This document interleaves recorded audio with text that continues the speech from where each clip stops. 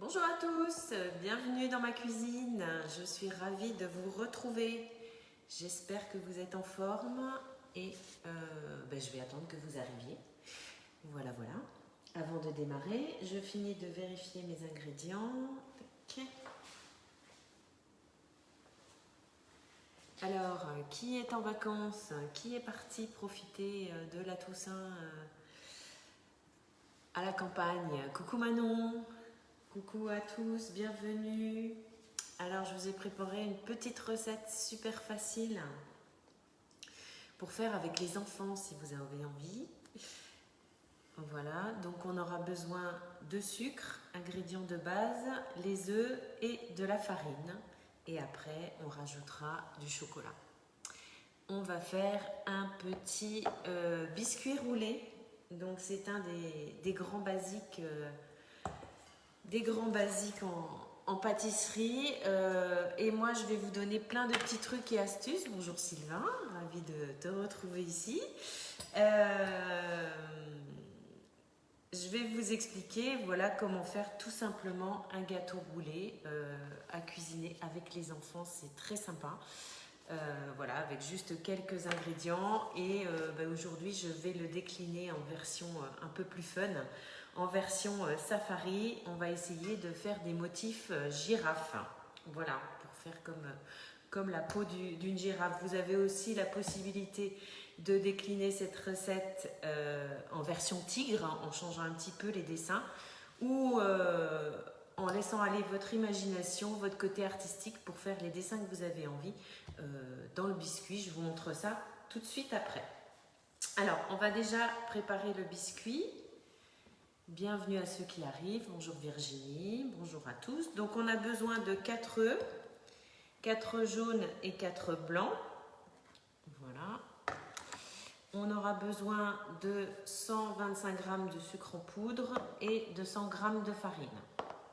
Alors, le petit joujou que j'ai là et qui plaît énormément aux enfants quand ils participent à de mes ateliers, c'est un séparateur de blanc et de jaune. Donc ça facilite vraiment l'exercice quand on n'a pas l'habitude pour récupérer les blancs sans mettre de jaune dedans. Donc il suffit de casser son œuf au-dessus du petit séparateur.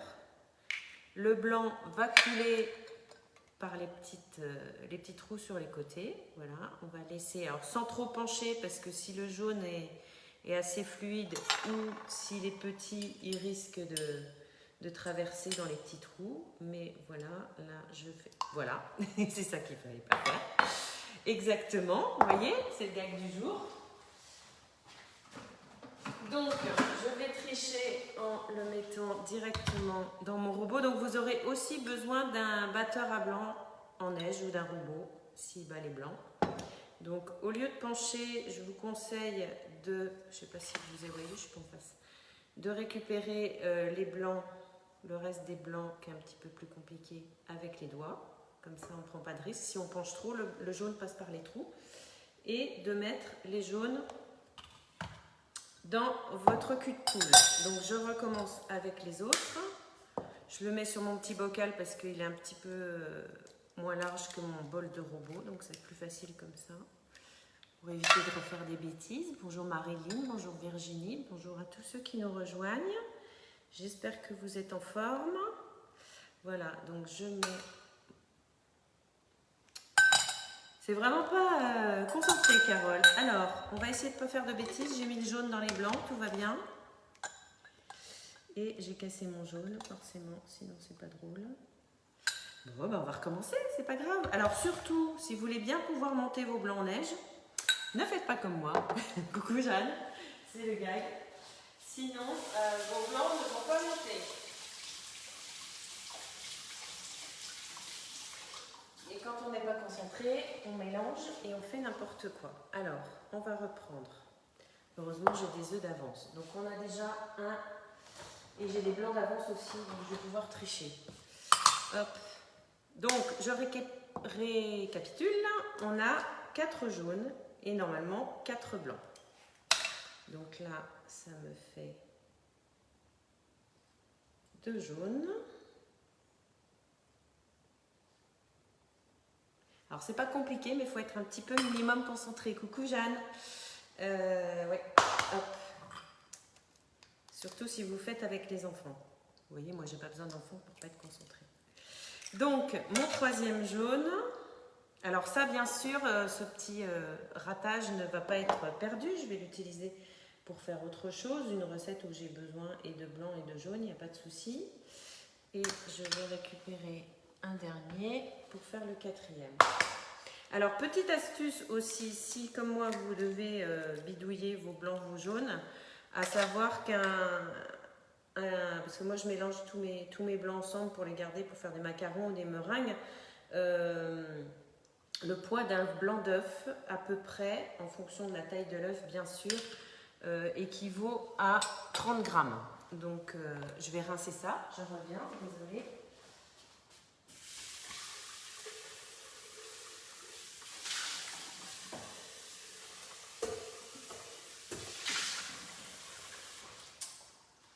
Et autre petit conseil aussi, si vous faites comme moi, ou même au robot vos blancs en neige, ou même dans un récipient avec un batteur à blanc en neige, surtout vérifiez qu'il soit bien sec, parce que s'il reste un peu d'eau, justement, on risque d'empêcher les blancs de bien monter. Donc ça serait dommage de faire encore un couac.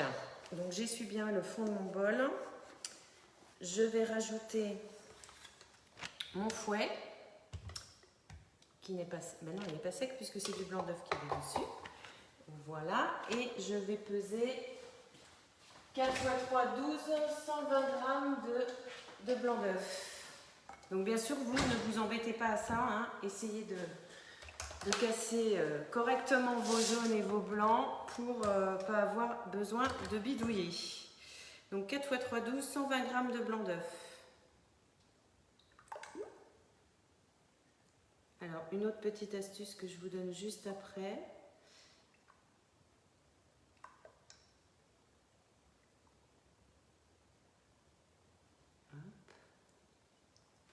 Voilà, ça, je vais mettre ça de côté pour les battre juste après.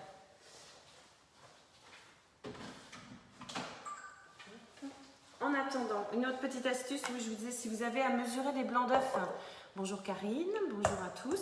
Si vous avez à mesurer des blancs d'œufs et que vous faites de la pâtisserie avec des grammages très précis, le blanc d'œuf c'est assez gluant, donc il faut faire attention, ça tombe d'un coup et on n'a pas... Alors, je te réponds juste après, Jeanne, j'ai vu ta question. Donc, soit ça tombe d'un coup, soit il en tombe trop, soit il en tombe pas assez. Moi, j'ai une petite seringue, alors c'est pas Guy de Marle, mais ça marche très bien aussi, qui permet d'ajuster le poids des blancs d'œufs pour avoir le poids correct. Alors, les blancs d'œufs, ça se garde au frais, dans un bocal ou dans un récipient, au moins entre une semaine et 15 jours, naturellement, on va dire, sans rien faire. Et après, bien sûr, avec notre super magique B-Save, on a la possibilité de les conserver encore bien plus longtemps. Moi, j'en ai toujours, bonjour Cécilia, bonjour à toutes celles et ceux qui arrivent.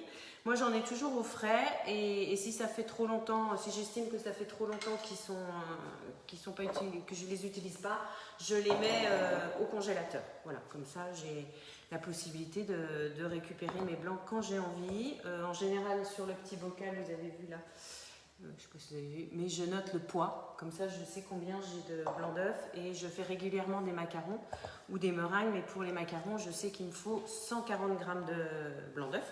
Donc, sur mon petit bocal, je mets 140 grammes et j'ai juste à laisser décongeler mes blancs d'œuf. Ça, c'est top. Donc, je vais rajouter mon sucre. Je vous ai dit 125 grammes de sucre. Et je vais, alors, soit la cuillère magique, hein, si vous avez les enfants qui aiment bien travailler avec la cuillère magique, vous pouvez le faire à la cuillère magique, ou avec un fouet, il n'y a pas de problème. On va blanchir les œufs. Alors, blanchir les œufs, ça ne veut pas dire qu'on va avoir un résultat très blanc, parce que mes jaunes sont déjà bien jaunes. Quand on a des œufs de la ferme ou de ces poules, ils sont très très jaunes, voire orange quelquefois, donc on ne va pas réussir à faire que le mélange devienne blanc-blanc, mais on va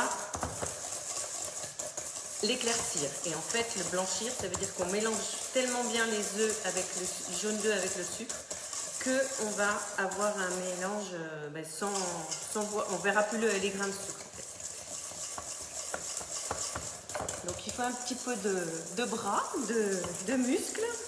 Si vous faites avec les enfants, vous pouvez leur proposer, s'ils sont plusieurs, de fouetter quelques secondes chacun leur tour, comme ça ils reposent le bras, de changer de bras aussi, ça marche aussi. Et ensuite, donc je vais préchauffer mon four à 180 degrés. Je vais ajouter la farine et pendant ce temps, je vais demander à mon super iCooking de battre les blancs en neige. Donc pour les robots, iCooking, pour 4 blancs en neige, on va mettre 4 minutes vitesse 5, ça sera largement suffisant. Alors, je ne sais pas si vous avez vu la couleur de départ. Voilà, après avoir fêté un peu, on a bien commencé à éclaircir le mélange. Je me repose un peu. Le four, 180 degrés, chaleur tournante. Hop, il y a un truc qui est resté là. C'est parti. Et le robot, j'ai dit 4 minutes, vitesse 5. Je vais mettre le petit capuchon. Ça sera mieux.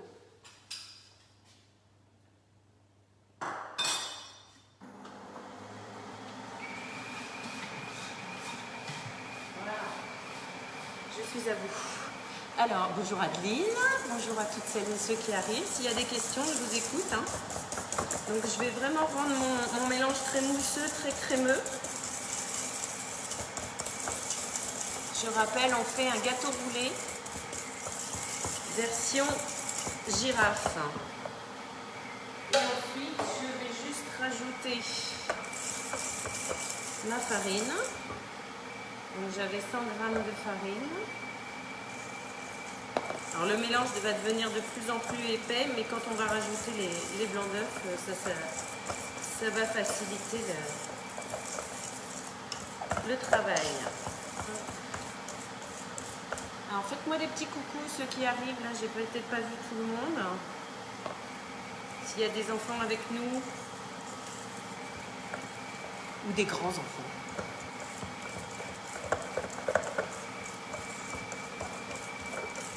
Donc là on continue toujours au fouet, ça va beaucoup plus vite. Ça fait un mélange beaucoup plus rapide. Et ensuite, donc, pour pouvoir faire les motifs girafes, je vais avoir besoin de 2 couleurs. Donc, je vais prélever une partie de ma pâte, après avoir mis les blancs neige, bien sûr. Prélever une partie de ma pâte, la couleur naturelle, la couleur blanche, jaune, que je vais mettre en poche pour faire les dessins. Et ensuite, le reste, je vais le colorer avec du cacao pour faire la version de la peau de la girafe. Voilà, donc là je vais récupérer, ma farine est bien intégrée, je vais récupérer tout ce qui est dans mon fouet avec un petit joujou. Je vais les blancs, tout va bien. Avec la spatule nettoie-fouet, je crois, c'est son petit nom. Qui a des petites dents, donc spatule en silicone comme toutes les autres chez Guy de Marle, et qui va permettre de récupérer les restes de pâte sur vos fouets. Alors si vous êtes avec des enfants ou si vous êtes très très gourmand, vous avez peut-être l'habitude de lécher le fouet, c'est possible, mais avec cet instrument on va pouvoir tout récupérer sans en perdre une miette.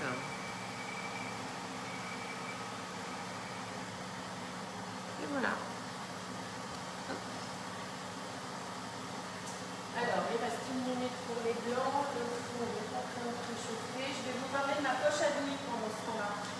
Alors, je sais que ça peut être l'ennemi numéro 1 dans votre cuisine. Je sais que moi, la première, avant d'être conseillère chez Guy de Marle, j'avais acheté la poche à douille, mais j'osais pas m'en servir. Bon. Eh ben, je vais vous montrer, c'est tout simple, c'est bête comme chou, il suffit, c'est comme le vélo, on n'apprend pas en une fois, il faut essayer, il faut tester, et puis au bout de, Lynn, t'es d'accord? il faut tester, il faut essayer, il faut recommencer, et il faut remonter en selle, et après on y arrive, et après on peut plus s'en passer. Donc chez De Marle, on a la poche à douille en tissu qui est lavable, réutilisable un très grand nombre de fois. Voilà. Qui s'adapte avec nos douilles. Donc on a deux sortes de douilles. On a les douilles unies. Enfin non, les douilles normales, pardon, parce que unies c'est juste le dessin. Les douilles normales qui vont en fait, comme toutes les douilles, s'intégrer dans la poche. Comme ceci. Voilà. Et après, il suffit de verrouiller sa poche et de la remplir pour pouvoir s'en servir. Ça, c'est le modèle basique, donc qui est vendu par lot de 4. Je vous mettrai les liens comme d'habitude après avec la recette. Et après, on a les douilles interchangeables. Donc les douilles interchangeables, elles sont comme ceci. Donc c'est à peu près le même diamètre de douille, le trou au départ. Celui-ci est un petit peu plus gros. Et c'est un embout de douille à vis. Donc en fait, je vous montre tout ça de bien près parce que j'ai eu des questions il n'y a pas très longtemps et comme ça permettra aux personnes de voir de bien près. Donc le support à vis se glisse dans la poche, tout simplement. Vous voyez, et la poche est découpée pile poil à la taille pour laisser sortir l'embout. Et en fait, je vais visser dessus directement ma douille. Voilà, alors plusieurs avantages. Déjà, ma douille est verrouillée, sécurisée, elle ne risque pas de sauver parce que j'ai déjà eu la mésaventure avec une ganache au chocolat un peu dure de forcer avec une douille comme ça et du coup la douille est passée au travers. Alors qu'avec l'embout à vis, il n'y a aucun souci, vous pouvez forcer autant que vous voulez. Après, il suffit juste que sa ganache ne soit pas trop épaisse, c'est plus facile quand même. Et le deuxième avantage, c'est qu'en cours de préparation, donc là, je vais me servir uniquement de cette douille-là. Mais si je le souhaite, si je suis en mode décoration pour faire du pochage sur un gâteau, etc., je peux commencer avec une douille unie et sans avoir besoin de vider ma poche, je vais pouvoir interchanger avec une autre douille. Donc dans le lot, il y en a 5. Il y a 2 douilles lisses, une douille cannelée et une pour faire des dessins comme sur une bûche là. Voilà, donc je vais pouvoir interchanger ma douille sans aucun souci. Après, donc ça c'était l'astuce douille. Ensuite pour la poche, si je remplis ma préparation comme ça, on est d'accord que tout va se sauver directement par le dessous, surtout si ma préparation est assez liquide. Donc il suffit juste de tortiller le tissu comme ceci et de l'enfoncer dans la douille. Du coup, la fermeture est automatique, la douille est sécurisée. Et comme je ne suis pas super professionnelle et que je vais avoir besoin de mes 2 mains, je m'aide avec le support poche à douille qui va me permettre d'avoir mes 2 mains libres pour faire le reste. Si vous avez des questions, je vous écoute. Enfin, je vous lis plutôt. Alors, les blancs d'œufs, merci Cooking, il a bien travaillé. Les blancs d'œufs sont bien montés. J'en profite pour rappeler, pour celles qui seraient intéressées par un super high cooking, que jusqu'à la fin du mois, le 30 novembre, on a l'offre financement 10 fois sans frais. Donc c'est le moment d'en profiter, c'est le moment de le commander pour le sapin de Noël, pour qu'il arrive à temps. Et je reste bien sûr à votre disposition pour vous faire une petite démo ou une grosse, soit en vrai si vous habitez dans ma région toulousaine ou un peu plus loin, je peux me déplacer, ou en visio comme ça, je répondrai à toutes vos questions et je vous montrerai tout ce qu'il sait faire. Alors, je reprends donc ma préparation farine, jaune d'œuf et sucre et je vais intégrer mes blancs-neige. Non, pas de questions? J'ai tout bien expliqué alors. Donc, je ne mets pas tout en une fois, je vais mettre en 3 fois. Et je vais faire attention de ne pas trop casser mes blancs-neige, de bien les enrober dans ma pâte pour ne pas les faire retomber. Donc ça, cette recette-là, c'est la recette de base pour une génoise, pour un gâteau roulé. Après, vous pouvez le décliner, bien sûr, de plein de façons différentes. en fonction de vos goûts, en fonction des gâteaux que vous avez envie de réaliser. On peut faire des roulés à la fraise, à la saison des fraises. On peut faire des... Là, je pense aux périodes de fête qui arrivent. On peut utiliser cette recette, enfin cette technique pour faire un gâteau roulé, une bûche, en version bûche, voilà, et ajuster la décoration qui va bien. Vous voyez, ma préparation est très mousseuse, je ne sais pas si vous voyez. Et encore, j'ai pas mis tous les blancs. J'avais préparé mon autre spatule, elle est dans mon chocolat. Bon, c'est pas grave, l'autre doit être dans mon lave-vaisselle, c'est pas grave. On va continuer ça. Donc je finis d'ajouter mes blancs. Donc on avait les 4 blancs d'œufs. Et je vais prélever à peu près, alors je vais reprendre ma recette pour ne pas vous dire de bêtises, l'équivalent de 2-3 cuillères à soupe pour faire mes dessins à la poche. Donc la technique d'enrobage, là comme ça, pour pas casser les blancs, c'est tout simple. Il suffit de pas mélanger trop fort. Si vous voulez montrer aux enfants, c'est très facile. Il suffit de faire ça très délicatement pour garder la légèreté des blancs. Allez, on va mettre le reste.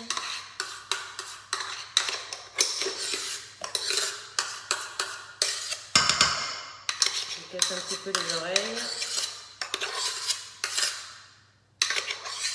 Voilà.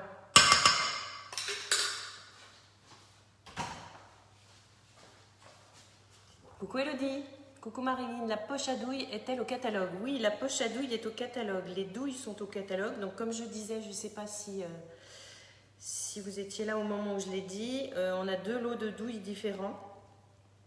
Donc vous pouvez aller, si vous avez le catalogue sous les yeux, vous pouvez regarder. Sinon, vous pouvez aller sur la boutique en ligne pour vérifier ce qui vous intéresse. Moi, je vous conseillerais plus, si vous n'avez pas du tout de douilles, de démarrer avec le lot de 5. Il est quand même plus complet et beaucoup plus confortable à utiliser. Et si vous avez des questions, coucou Elodie, oui je t'ai vu. Si vous avez des questions, bien sûr, je reste à votre disposition, pas forcément tout de suite, mais après la recette pour vous répondre et vous conseiller au mieux. Voilà, alors je vais mettre un petit peu de ma préparation dans ma poche directement. L'équivalent de 2-3 cuillères à soupe, ça fait peut-être un peu beaucoup, mais bon. Je vais racler ça. Et je vais mettre ça de côté. Hop. Un joujou indispensable quand on utilise la poche à douille, c'est le racloir. Je vous explique. Donc le racloir, il sert à faire plein de choses. À racler, à couper la pâte à pain, à séparer la pâte à brioche, etc. Mais aussi, quand on utilise la poche à douille, je vous montre. En fait, quand on utilise la poche à douille, il faut éviter de laisser de l'air dans la poche. Donc, il faut repousser la pâte jusqu'au bout, pas trop pour pas que ça dégouline, pour éviter l'air. Donc, comme la pâte est assez liquide, je vais me dépêcher. Donc, en fait, vous maintenez votre poche comme ça. Et on va faire des dessins. Alors, c'est là qu'intervient votre côté artistique. Moi, je vais essayer. On fait des dessins assez, comment dirais-je, épais. Pas trop fins, parce qu'il faut quand même qu'on les voit à l'arrivée. Pas trop géométriques, parce que bon, une girafe, on n'a pas pris une équerre pour la dessiner. Hein. Donc, on va essayer. C'est ma première fois, hein, je vous le dis. Comme quoi, il y a toujours une première fois pour tout le monde.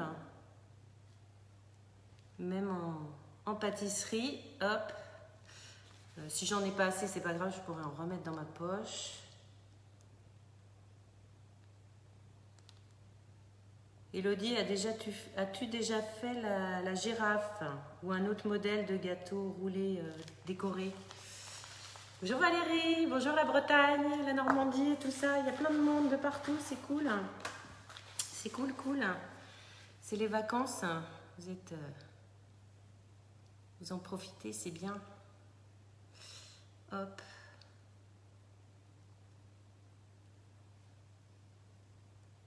L'avantage de ce motif, c'est que il n'y a pas de modèle à respecter. On fait un petit peu comme on a envie. Et si on n'est pas doué en dessin, c'est pas très grave. Je sais pas si vous voyez, si vous voyez. Elodie, non jamais. Coucou, coucou. Coucou à toutes celles qui sont là, c'est sympa. J'en profite pendant que vous êtes là pour vous dire que samedi, je fais un autre rendez-vous live. Alors, celles qui habitent à côté de chez moi ont la possibilité, en s'inscrivant à l'avance, de venir en vrai. Hein, ça, il n'y a pas de souci, je vous accueille avec grand plaisir. Bon, aujourd'hui, les personnes qui étaient intéressées n'étaient forcément pas dispo sur cet horaire. Donc, elles auront la possibilité de regarder en replay. Ça, c'est pas grave. Mais si vous voulez venir jusqu'à chez moi, si vous n'êtes pas trop loin, il n'y a pas de souci. Voilà. Alors, vous vous demandez... Oui, donc je vous disais samedi, je finis ce que je disais pour pas oublier. Samedi, rendez-vous même heure pour une petite recette. Alors, qui va être... Je vais vous la proposer en déclinaison version Noël. Mais c'est une recette que vous pourrez faire toute l'année ou tout l'hiver. Pas forcément avec la déco Noël. Hein. C'est quelque chose de tout à fait possible. Mais je crois que j'ai bien dosé ma pâte nature. Je vais arriver au bout. Alors, n'hésitez pas à la fin de la poche à vraiment pousser votre pouce à l'intérieur pour pas en perdre une miette, pour pas gaspiller et pour pas avoir besoin de re-remplir. Je vais tricher en égalisant à la cuillère et je vous explique l'étape suivante. Voilà, photo. Donc en fait, pour éviter que la pâte chocolatée et cacaotée se mélange à celle-ci, je vais déjà pré-cuire ce décor-là au four 3 minutes, si je ne me trompe pas. 2 à 3 minutes, voilà, en fonction des fours à 180 degrés, pour déjà fixer cette partie-là avant de rajouter ma pâte au cacao. C'est parti. 1, 2, 3. Hop.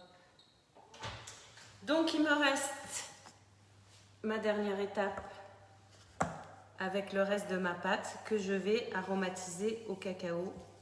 Donc, le plus simple sur un biscuit comme ça, sur une pâte comme ça, c'est de rajouter du cacao amer, donc non sucré, parce qu'on a déjà une pâte bien sucrée, et de donner un bon goût de cacao. Éviter tout ce qui est poudre à petit déjeuner, là, Benco ou Poulain ou choses comme ça, parce que c'est encore très sucré. On dit 3, mais je vais déjà en mettre 2 pour voir. Après, si vous ne souhaitez pas mettre de cacao dans la pâte, vous pouvez aussi la colorer. Sur la boutique, on a aussi des colorants alimentaires qui pourront vous permettre de colorer. Je pense... J'ai ma filleule Florence qui l'a fait la semaine dernière en version Halloween en orange et noir. Donc là, il n'y avait pas besoin de cacao.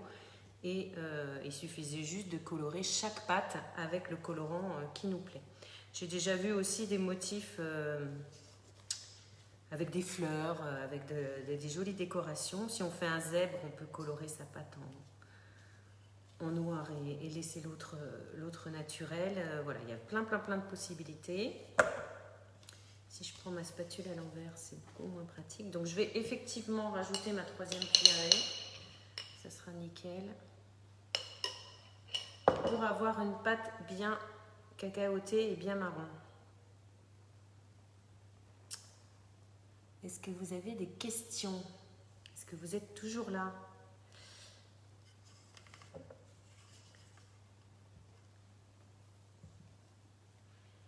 Donc on évite toujours, hein, comme on est sur la base avec les blancs montés et les blancs neige, on évite de casser les blancs. Donc on fait attention de bien enrober, comme si on faisait une mousse au chocolat.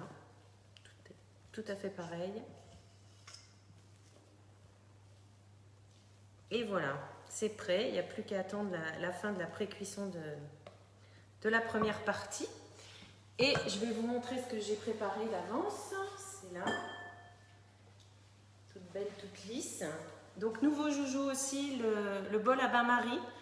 Je vous l'ai déjà montré l'autre jour, mais vraiment je le trouve top parce que déjà il a un manche. Moi je mettais mon cul de poule avant sur ma casserole et un gant pour pas se brûler parce que sinon c'est pas top.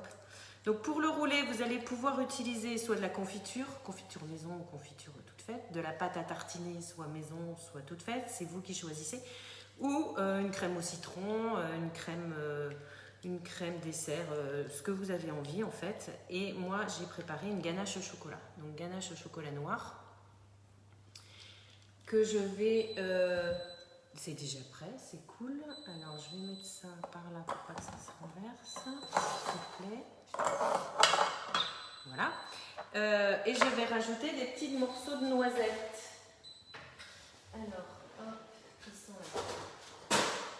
Je vous les montre après. Je vais mettre un équivalent d'un dessous de plat que j'ai pas sorti, je vais pas la faire. Mon gant magique. Hop. Je vous avais dit, hein, tout est magique chez moi. Oula. Alors, pas la buée sur les lunettes, ça c'est pas magique. Hop. Alors, je vais me permettre de m'interrompre 2 secondes pour prendre une petite photo parce qu'après il sera trop tard. Pour montrer en version pas à pas comment on fait. Voilà. Je reviens là. Et je vais rajouter ma pâte cacaotée. Toujours pas de questions? Tout va bien? Cool. Cool, cool. Donc en fait, il suffit de répartir la pâte sur toute la surface.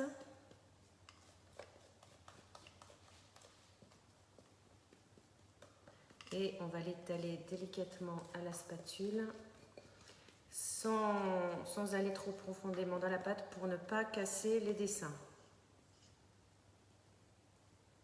Alors, je récupérerai ça après. Hop.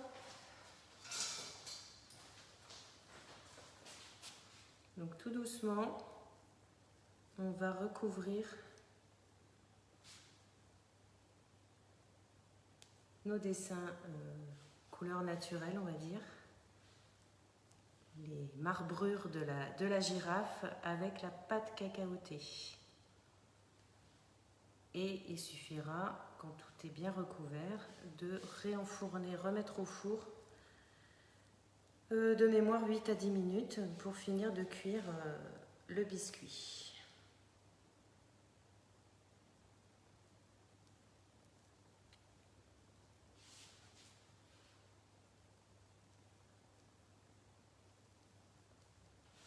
En plus, c'est pile poil la quantité pour le moule FlexiPan plat, dont je ne vous ai pas encore parlé, mais je reviens tout de suite après. Pour vos gâteaux roulés, vos biscuits génoises, etc. Pour les bûches ou pour les fonds d'entremets, c'est top. On essaie d'égaliser un peu pour une girafe bien régulière. J'ai dit que je récupérais ça.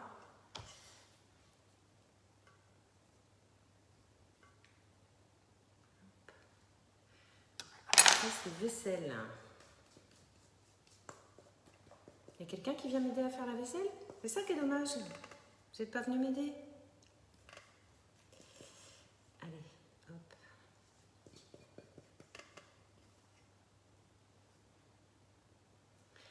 Un petit conseil aussi, avant d'enfourner, tapez un peu votre plaque, c'est chaud, pour chasser les bulles d'air. Pour éviter d'avoir trop de petits trous sur votre gâteau. Je vais éviter de prendre la toile de cuisson. Voilà. Et j'enfourne donc pour 8 à 10 minutes. Toujours à 180.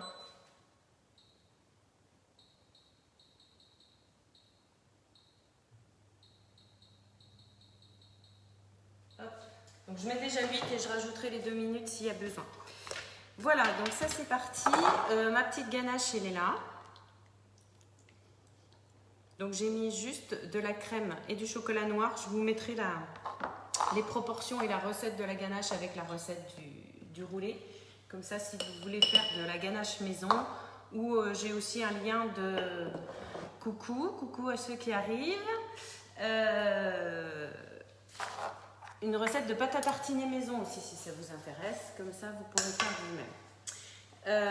Voilà, donc notre super moule FlexiPan plat va vous servir donc à faire vos gâteaux roulés comme celui qu'on vient de faire, à faire vos dacquoises, vos génoises, vos comment ça s'appelle, je ne trouve plus le nom, mais ça va me revenir. Tous vos biscuits, en fait, qui vont vous servir à faire soit des gâteaux montés, soit des entremets, soit des bûches, etc. Donc, c'est vraiment un des indispensables. Vous pouvez aussi vous en servir comme plat de cuisson, effectivement, pour cuire des cookies. Si vous n'avez pas de toile cils pâte ou si vous n'en avez pas assez, ça peut compléter. Vous pouvez aussi cuire vos potatoes, vos légumes frits, etc.